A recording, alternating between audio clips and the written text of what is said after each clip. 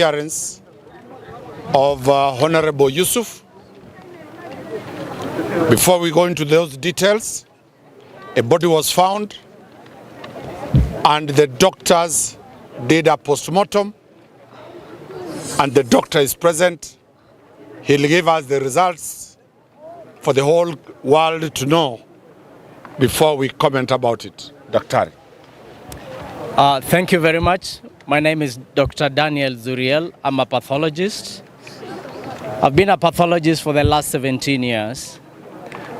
And on Monday, the 21st, we traveled with a colleague and the family and the police and advocates and went to Wajir to conduct a post-mortem of a body that had been found 2 days before that in a body of water. We did conduct the post-mortem and found that the subject had died due to injury to the head. We call it blunt trauma to the head.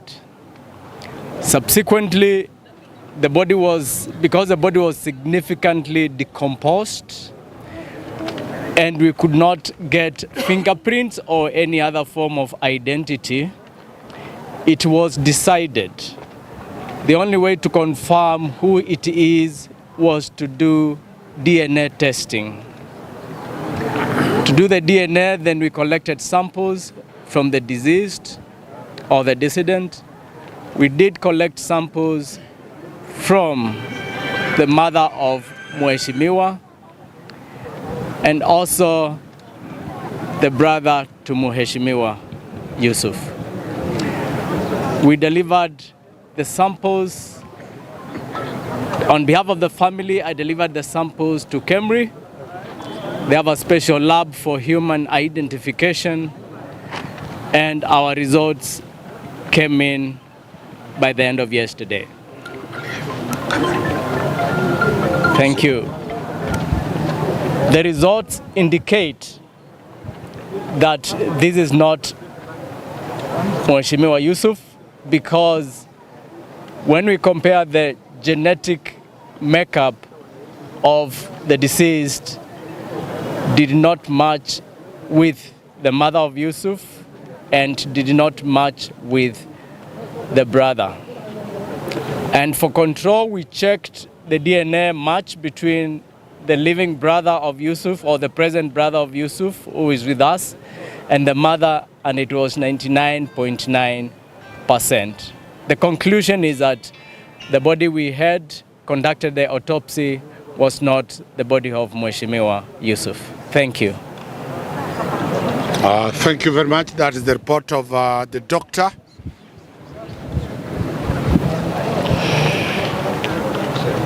To lay basis over this matter, Mheshimiwa was abducted in Nairobi. There could be no way he could have been taken to Wajir. We pressed in court that an habeas order be issued for the government to produce Mheshimiwa. The eyewitness, the taxi driver, identified that the people who kidnapped Mheshimiwa were armed with AK-47 rifles. The CCTV footages that the family has been looking for, the state has refused to provide those CCTV footages. The police are simply saying they don't have Mheshimiwa. We have demanded for the data of the telephone handsets. The state has refused to offer. When we became so hard in court, they made an application for this court to terminate this matter. We objected vehemently, and the judge agreed with us and said we were to proceed yesterday. On Sunday, the state announced that a body has been found in Wajir The state hired a chopper, took the chief government pathologist, the family hired their own pathologist, DNA tests were done. We appeared yesterday in court and told the court to adjourn. We wait for the results today.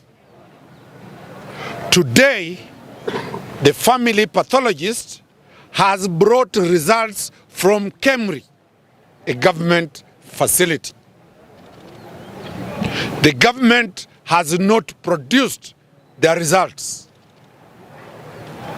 We are putting the government on notice that if they did not bring the results simply because they want to cook the results, we have already the results from KEMRI that are conclusive that Mheshimiwa is not the body that was there.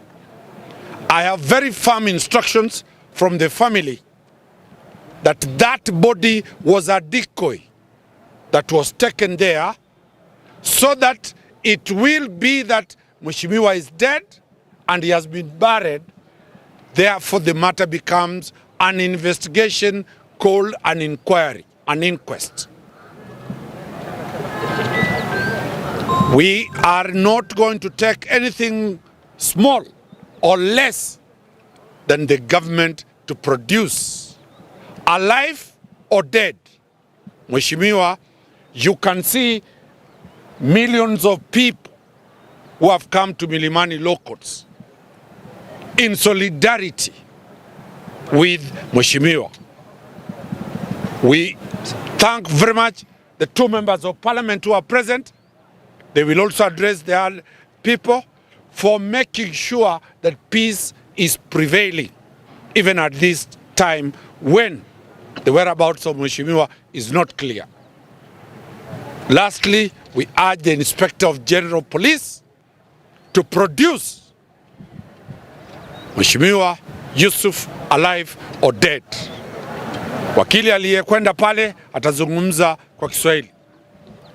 Asante. Kwa majina naitwa Sam Nyaberi. Mimi ni mmoja wa mawakili ambao walienda mpaka pale Wajir na kushuhudia ile operation, postmortem operation ambayo ilifanywa katika ule mwili uliopatikana katika ile bawa ama dam ambalo liko pale Wajir.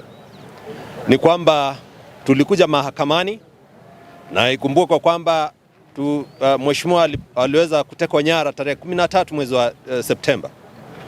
Sasa imepita kama mwezi na Mheshimiwa hajapatikana. Sasa pale mahakamani ile tumefanya ni kwamba ni maombi ya kusema kwamba taasisi za serikali zimlete Mheshimiwa akiwa hai ama amekuwa kama amefariki. Na idara ya serikali AG na DPP waliweza kuleta maombi kwamba ile kesi ambayo tuliwasilisha pale mahakamani iweze kusitishwa sababu hawakuwa na chochote cha kusema, lakini koti ikasema kwamba la hasha, lazima kesi iendelee mpaka tamati. Baadaye ndipo Jumapili mwili uliweza kutupwa pale Wajir, ikizingatiwa kwamba kutoka kwamba pande ya serikali kwamba ule ndio ulikuwa mwili wa Yusuf. Lakini chembe zimechukuliwa za huo mwili na pia swabbing ilifanyika katika wale mama wa Yusuf na ndugu wa Yusuf, ambapo imedhihirika kwamba ule mwili uko pale sio wa Yusuf. So pale mahakamani tumeenda tukasema kwamba sisi tunataka kuendelea na kesi ndipo tuweze kupata ukweli kwamba Mheshimiwa Yusuf yu wapi, kwamba ule mwili ulikuwa pale ulikuwa tu umewekwa ili kutufumba macho kwamba ndio mwili wa Yusuf, lakini Yusuf penye popote pale ako ni kwamba tunamtaka, na ndipo maana tumeenda mahakamani kusema kwamba Yusuf lazima aletwe mahakamani akiwa hai ama amefariki, ndipo tuweze kupata ile protection ya sheria. Kumbuka hivi karibuni tumekuwa na utekaji nyara kwa kiasi kikubwa sana.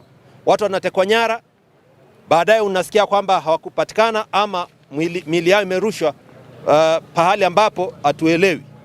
So ni kwamba tunataka hii kesi iwe ndio ya kulete haki katika na kumaliza ile uhasama ambao imekuja, kwamba utekaji nyara uweze kuisha.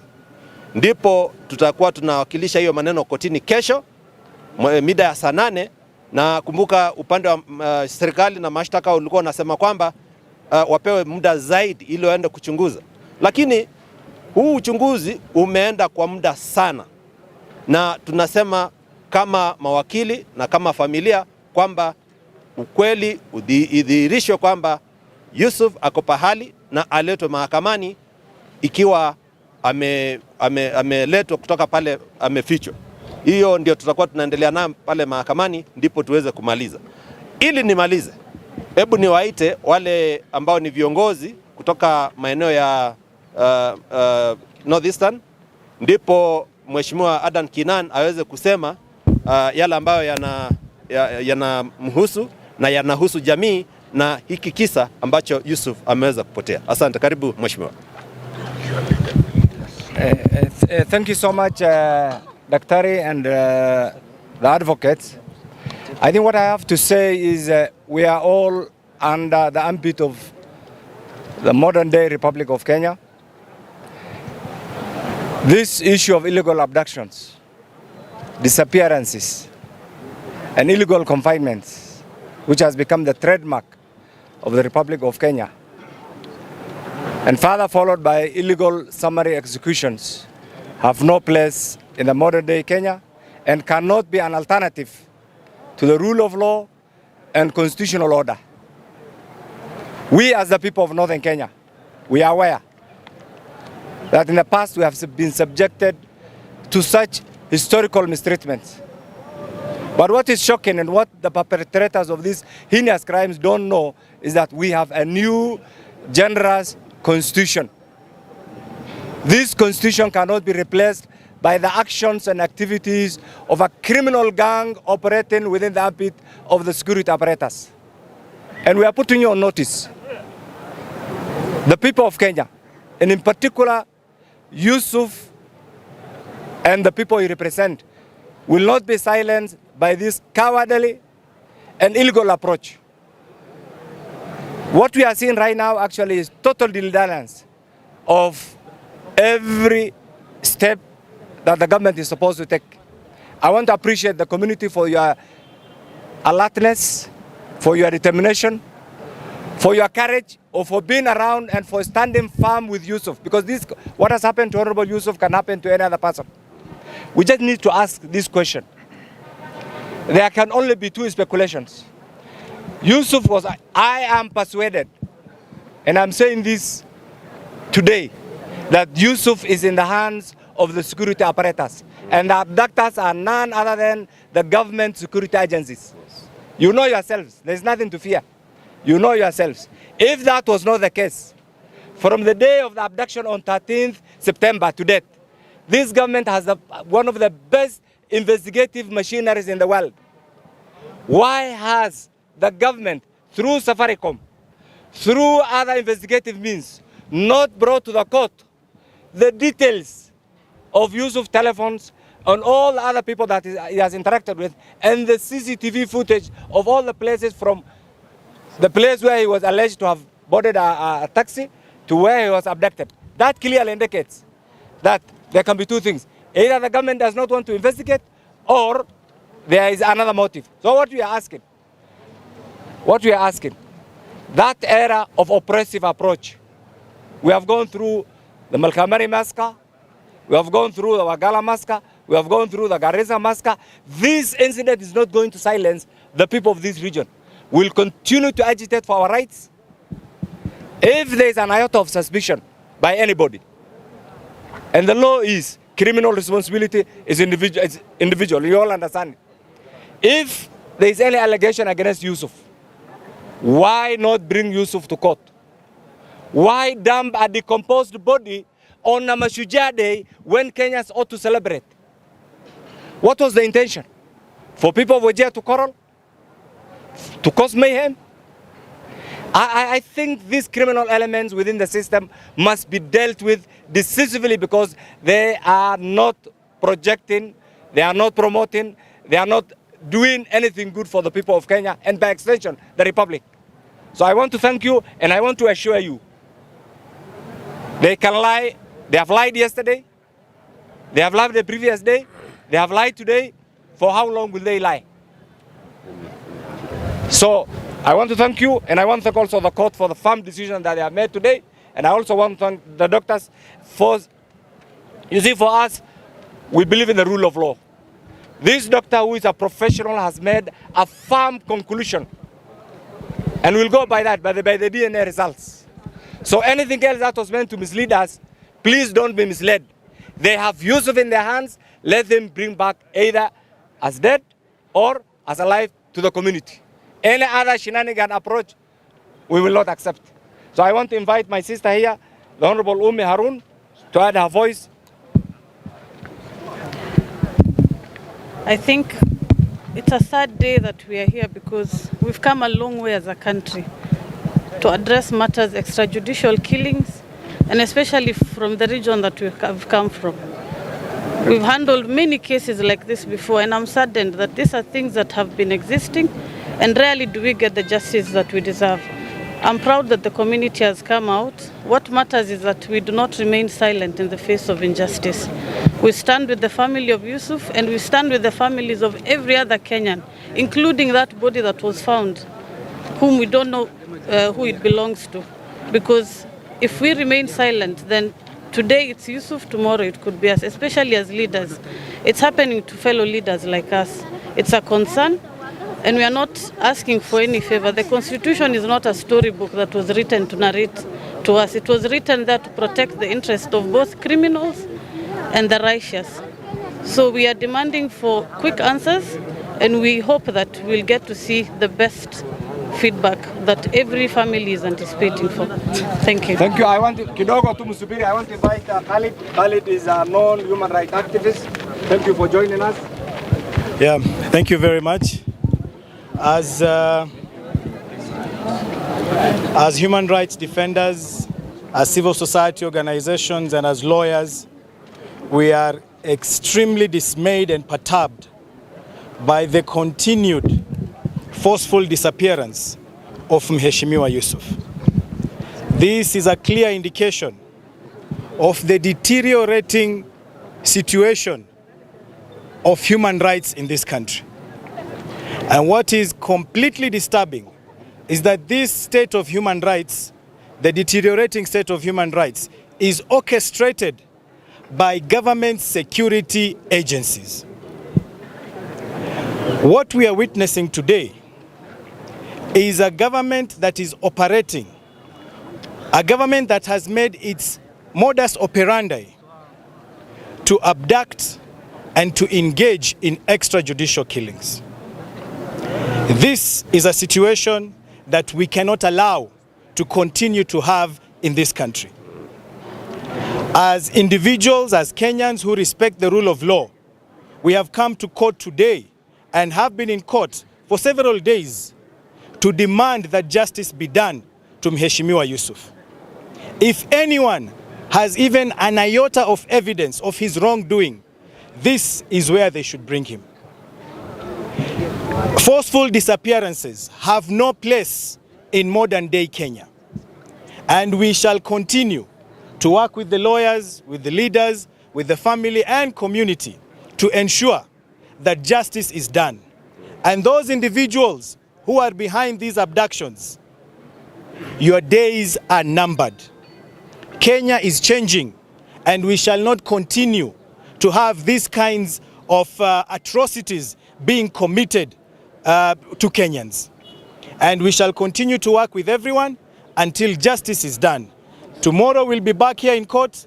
We are urging Kenyans to strongly continue supporting the family and the community so that we can show our stand, because tomorrow it's Mheshimiwa Yusuf, today is Mheshimiwa Yusuf, and tomorrow it shall be you. If we remain quiet when one of us is being violated, tomorrow we will have no one to stand for all of us. So we remain vigilant and we let the government know that Kenyans shall not again allow their rights to be trampled on by the same security agencies that are supposed to protect them. Thank you very much. I want to invite Mheshimiwa Mzee Ali on behalf of family. Mzee Ali. Thank you very much. Bismillah. First of all, I want to thank the Daktari. Science has proved that the body found in Wajir is not that of Yusuf. Number two, this is a government which came in on the promise that there will be no forced abductions, there will be no extrajudicial killing, there will be no human rights abuses. Today, the fact is that there exists a killer squad within government, the security apparatus, masquerading as multi-agency. That is the name that is being used these days to circumvent the law, the constitution, and to abuse Kenyans left, right, center. We demand, we are not asking, we demand the production of Yusuf in court. We will not relent, we will not slip, we will knock every door. If we do not have respect for the rule of law, then the government is acting like any terrorist organization. I want to take this opportunity to sympathize and pray for other Kenyans who are missing, because I know there are families also who are going through what we are going through. We want, we demand, we request that Yusuf be produced dead or alive. Thank you very much. Pengine kwa Kiswahili ili kidogo tu tuelewane.